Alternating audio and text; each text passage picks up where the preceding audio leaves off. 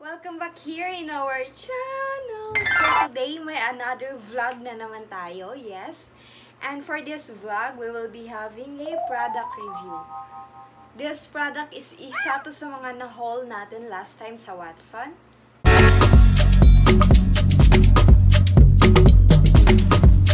That say I love you all the time.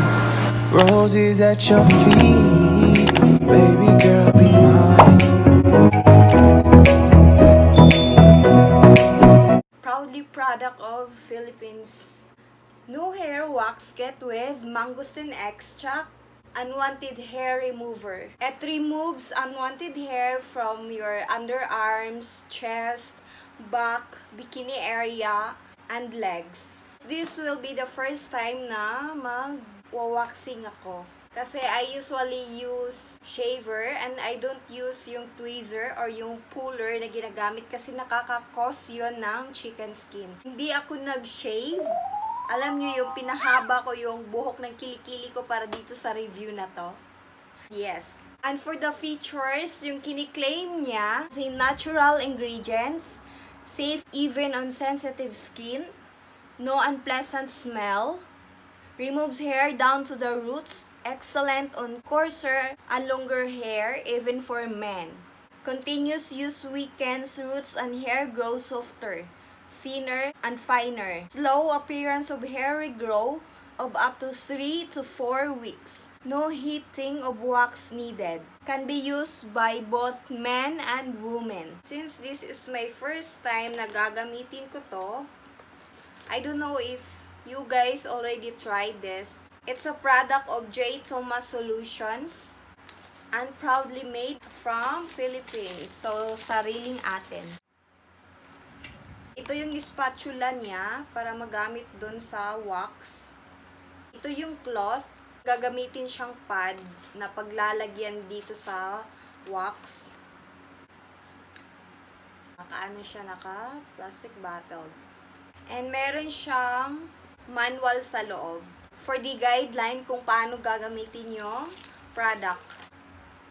So guys, ang sabi dito is to use the wax, it requires na 1/8 of an inch long na yung hair ng underarm mo bago mo siya gamitin to grip successfully or to remove successfully the hair of the underarm.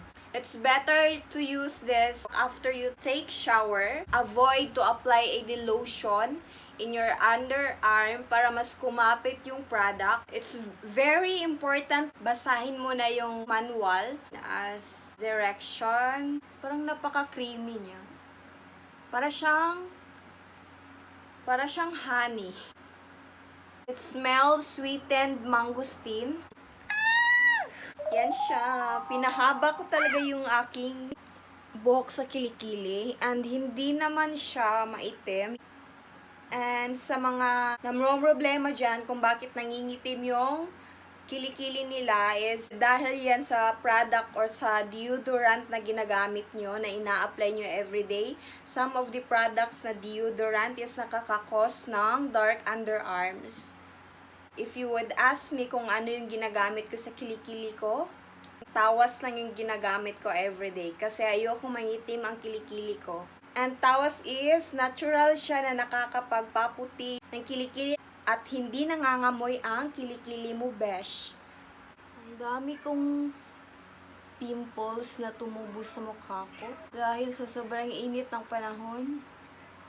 Madalas yung mukha ko naliligo sa pawis. I'm trying to find a solution kung paano matanggal yung pimples.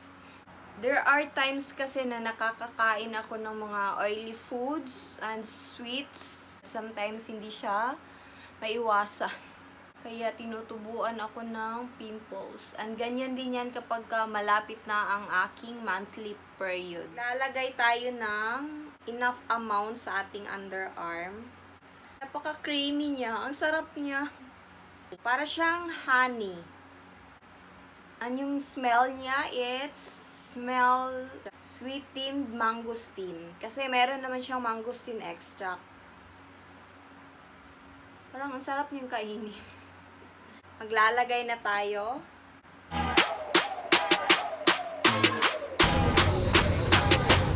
This is my first time to use wax sa kilikili ko kasi I'm only using shave. Nagsi-shave lang ako. Yung shave kasi is nagkukos din siya ng a little bit chicken skin sa underarm.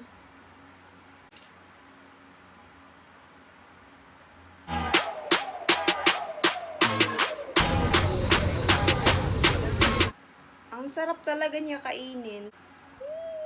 It's so creamy! Sobrang creamy niya, tumutulo siya pababa.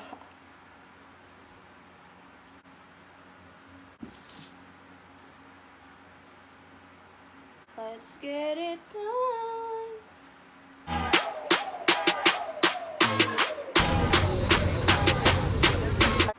Ayan siya, para kumapit yung cloth doon sa cream na nilagay mo.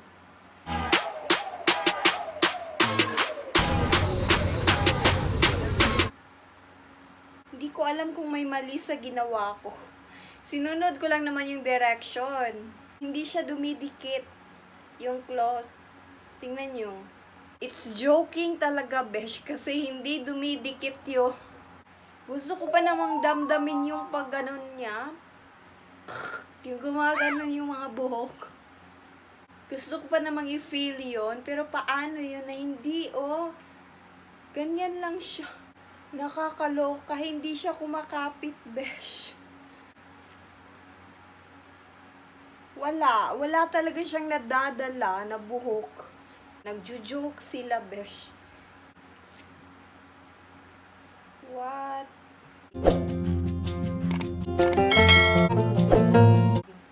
Press, 3 beses. Masakit siya, pero walang nadadalang buhok. Wala talaga siyang natatanggal, besh. Hindi ko alam kung ako ang may mali or yung product na to ang may mali. Wala talaga. Promise. Pero mali to. Hindi dapat ganyan yan.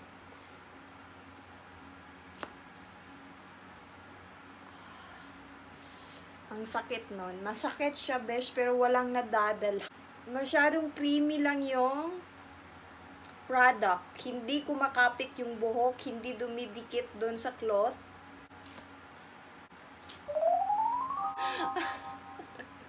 My God, paasa. Parang pag-ibig to, paasa. Ano ba? Sinasaktan ko lang talaga ang sarili ko. Wala talaga siyang nadadala. Last. Pang ilang try ko na, pulang-pula na yung kilikili ko. Wala talaga siya. So, it's a fail review. Kasi hindi siya nag-work. I don't know kung bakit. Kung may mali ba dun sa pag-apply ko. Wala kasi talaga siyang nakukuha, besh. Nandyan pa yung buhok. Pinahaba ko pa naman yan para dito sa product review na to. Pero wala talaga siyang nakukuha. Isa lang masasabi ko dito, paasa. Hindi kasi talaga, besh, or hindi ko alam kung ako ang may mali sa application ko. So, ayoko na kasi nasasaktan ko na ang sarili ko. Pulang-pula na siya, parang kung sa puso pa to, durog na sa pag-ibig. I will try another one.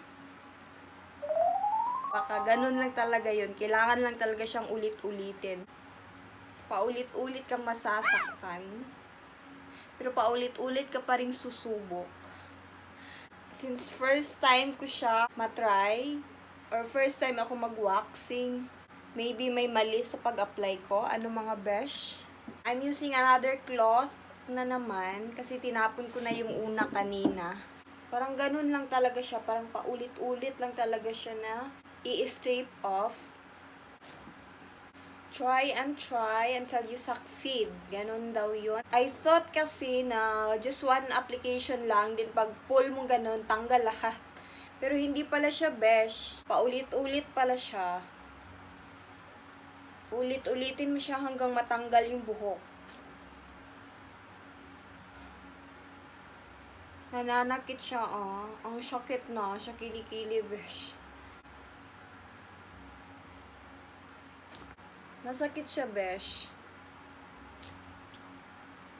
May natatanggal na siya. Ha, masakit. Masakit talaga siya, besh. Sobrang pula na ng kilikili ko. So, at least tinry ko. And, uulit pa ba? So, dissatisfied ako dito sa product na ni-review ko. Matatanggal mo yung buhok sa kilikili mo, pero sobrang masasaktan ka muna.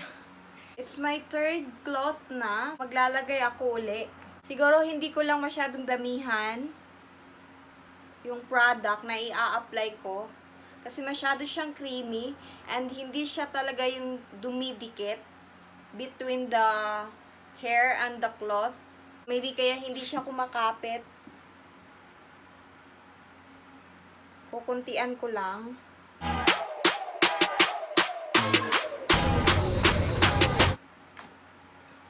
Ang ganda nung kanyang effect kapag ka natatanggal niya yung buhok kasi hindi siya kagaya nung gagamitan mo siya ng puller or ng tweezer na mag-relieve siya ng chicken skin mark dito sa kilikili mo. Maganda sana siya pero masakit siya. Masakit siya dahil syempre nalalagyan ng product yung ibang part ng skin mo na totally nahihila niya yung hair sa underarm mo one time. Paulit-ulit siya na mararamdaman mo yung sakit. I feel it's so intense na masakit na talaga siya. And I tried 3 times, so it's a fail product review. Tinanggal ko na yung wax sa kilikili ko and nakita nyo yung redness niya. Parang lalagnatin ako dun sa sakit na pag hinihila mo na yung cloth. Leave me a comment kung anong product yung magandang gamitin pagdating sa underarm waxing, guys. Ito yung shave na ginagamit ko, Gillette, yung kanyang brand. Hindi naman siya masyadong nakakakos na chicken skin. Unlike nung gagamitan mo ng tweezer or puller, grabe makakos ng chicken skin yon.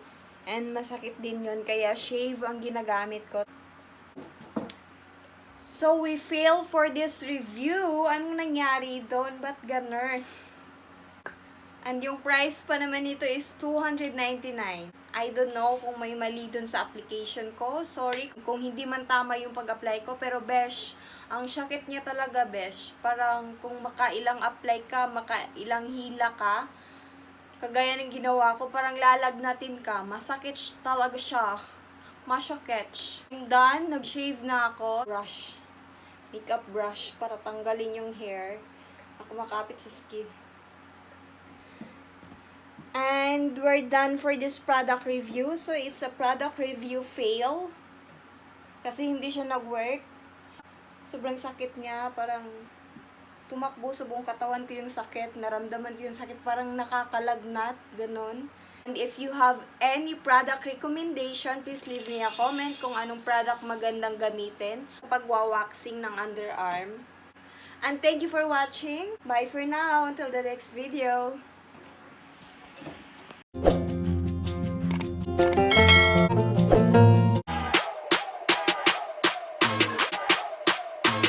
She likes chocolate covered strawberries and wine. Notes that say I love you all the time. Roses at your feet, baby girl, be mine.